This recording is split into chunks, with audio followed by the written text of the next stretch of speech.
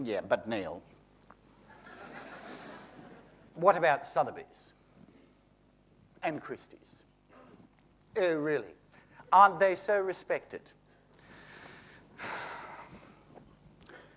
The Sotheby's CEO, or the chairman, I think he got out of jail last month in America. The Christie's chairman, if he sets foot in the United States, will be arrested by the FBI because he's known now as an international fugitive for the scams that they have. Listen, at real estate auctions, dummy bids come from passing cars, birds, and telegraph poles, okay? At Sotheby's and Christie's, they come from walls and chandeliers. That's how it works. Okay, well, forget the dummy bidding and all that sort of stuff, because I know, Neil, about a painting that just sold for some huge price at Sotheby's. It was a Rubens, and I know my artwork. Oh, really, do you? Do you mean this painting? This one that sold for 138 million? That's it? Yes. Yes, it sold for 138 million. No painting's ever sold for that much at auction, and Sotheby's hold the record.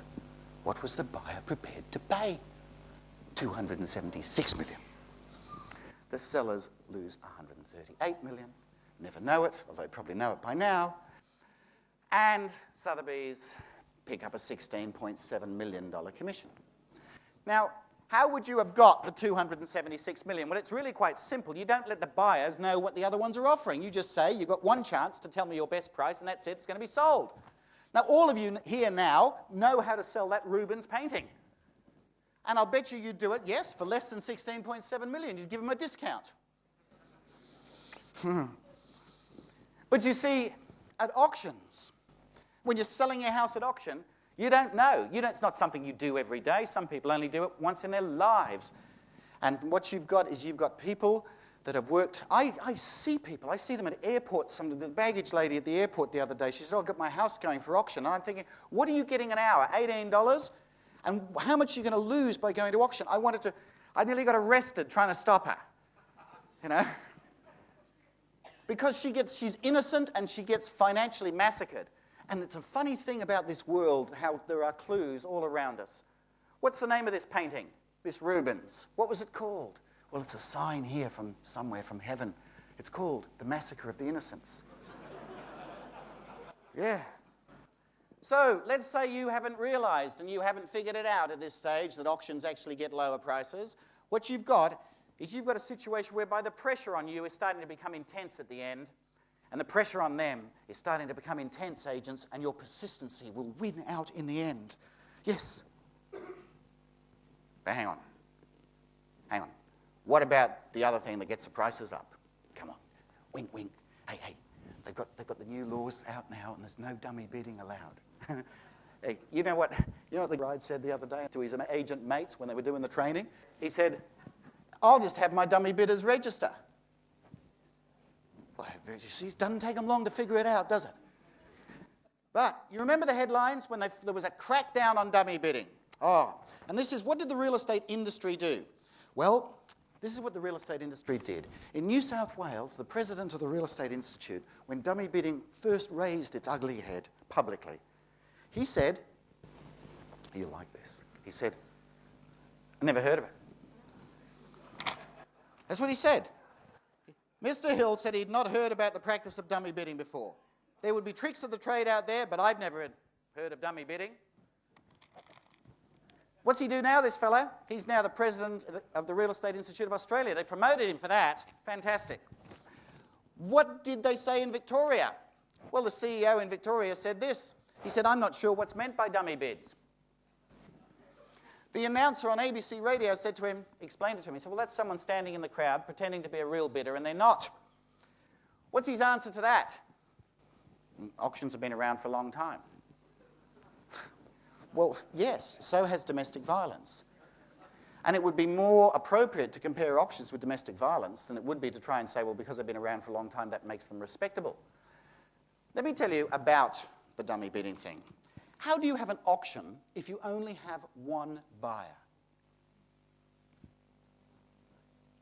Isn't that cute, huh? We've only got one buyer. How do we have an auction? Well, you don't, do you?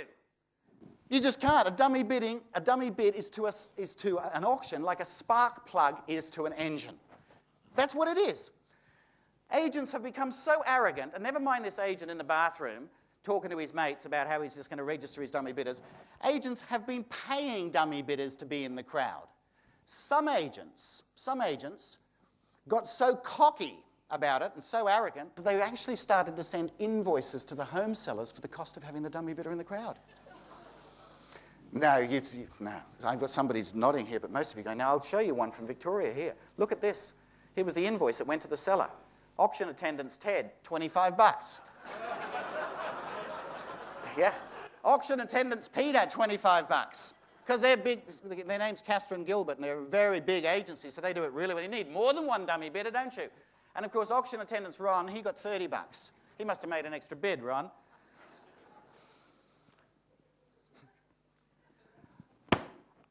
Oh, you mean vendor bidding? Oh, well, this is just Genman being dramatic with this dummy bid. Vendor bidding. Why didn't you say so? We change the name of it, won't we? Quick. No, vendor bidding. No, a vendor bid is a legitimate bid made on behalf of the vendor to protect their interests, to stop them selling their property too low. And it's only ever made below the reserve price, so there's no harm done anyway. Time for the news now. That's all you're going to get. Unless you ask another question, then why don't you just start the bidding at the reserve price? Wouldn't that protect the seller? And you know what they'll say? You're not qualified in this state. You're not this. You've never worked in real estate. I'm the president of the Real Estate Institute. Okay, well, I'm going to tell you why they don't start the bidding at the reserve price, and there's two reasons, one that hurts buyers and one that hurts sellers. The reason they start the bidding below the reserve price is because they've been lying to the buyers about the price the property will sell for. So if they've been saying to the buyers, psst, come along, you might get it for $330, they can't go to the auction and say, well, this is an honest auction, the reserve's $500. So what they do is they start it at $330. It goes $330, $340, $350, and the buyers go, oh, gee, the market, eh? And then when it stops at $470, the pressure goes on the elderly sellers to crunch them and sell it. So the reason they start below the reserve price with the sellers is because they fully intend to sell the property below the reserve price. Look what it says. You shouldn't worry if the reserve seems a little high, because when the bidding slows down, the reserve can be lowered immediately to the amount of the highest bid. This is teaching agents. This is Graham White, the fellow that was the LJ Hooker trainer. And this one. An owner cannot be forced to accept a bid below the reserve price unless they so agree during the auction. Whack, whack, whack. You know, please, please. And I say, if I had a wish, if there was one thing I could have as a wish in the real estate industry, it would be cooling off periods for all consumers. And I'm saying sellers and buyers are both consumers, all people. And do you know what the real estate industry says about auctions? If you had cooling off periods, the auction system couldn't work. Oh, really? If people were happy with the result, why would they want to cool off?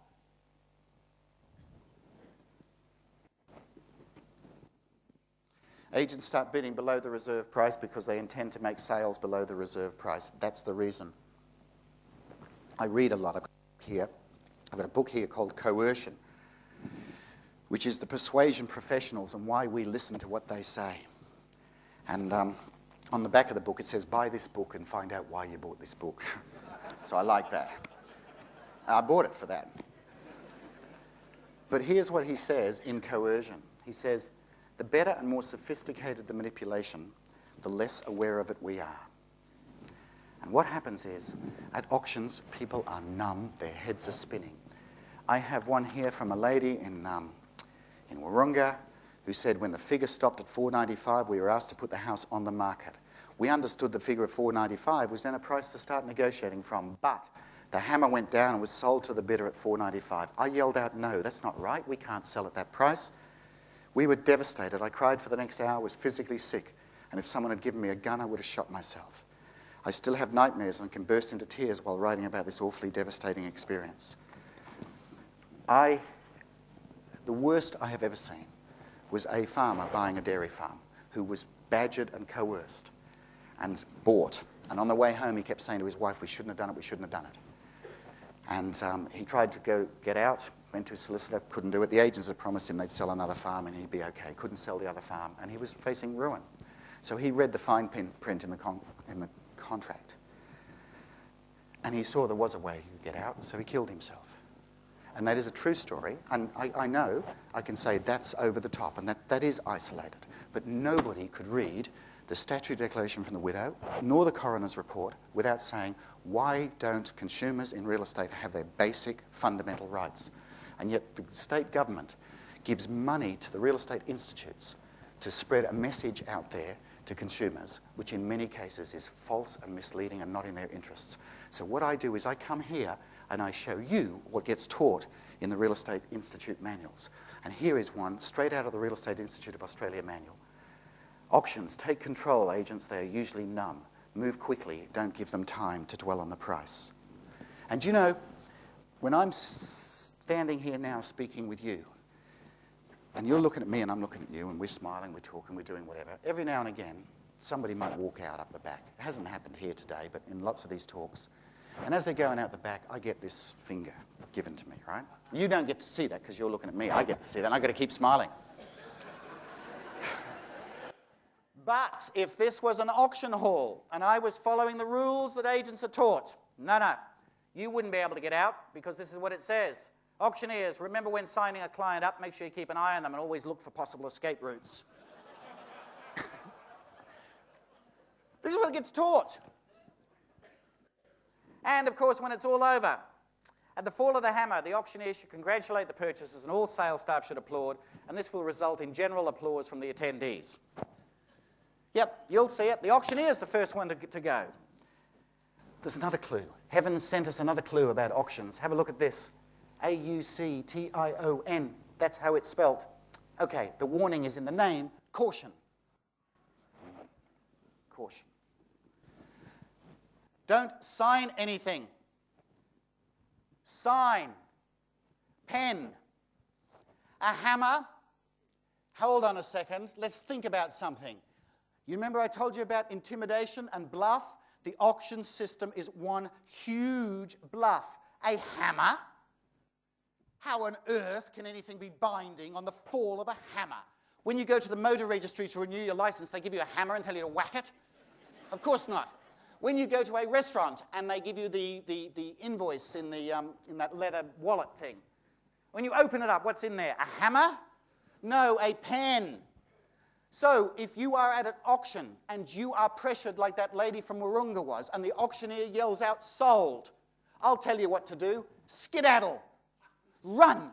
If you're a buyer, hop in the car and go for it, right? The cost of the speeding ticket, the $150, a lot cheaper than getting ripped off. If you are a seller, you run inside, you close the doors, and you call your lawyer. You wait till Monday. I'll give you an idea of how much a bluff it is. You could go out, for those of you who can't afford these $1 million homes, you go out to the eastern suburbs this weekend. You could see houses there. You could see houses there for 3, 4, 5 million. Go on, bid, 7 million. You got to register. Oh, you got to register. Yeah, you got to register. Sure, you got to register. Do you have to show your wallet? No, just your ID. Wouldn't you think you'd have to show your wallet? No, just register, right? 7 million, right? Somebody else goes 7.5. You go, 8 million. Yeah. 8.5, 10 million. They go, sold. You go, nah, forget it. Right? Now, wait. I'm joking, and I don't really want you to do that. Except for this. Wait. Except for this. Think about this. If you did that, the person below you would have paid their highest price, wouldn't they? Wouldn't they? The second highest, right? They'd have paid their highest. So if we really wanted to make auctions get the highest price, we'd pass a law saying that at every auction, by law, you must have a dummy bidder and nobody knows who it is. So when it eventually goes sold, it goes to the person below, right? I don't know. How does all this work?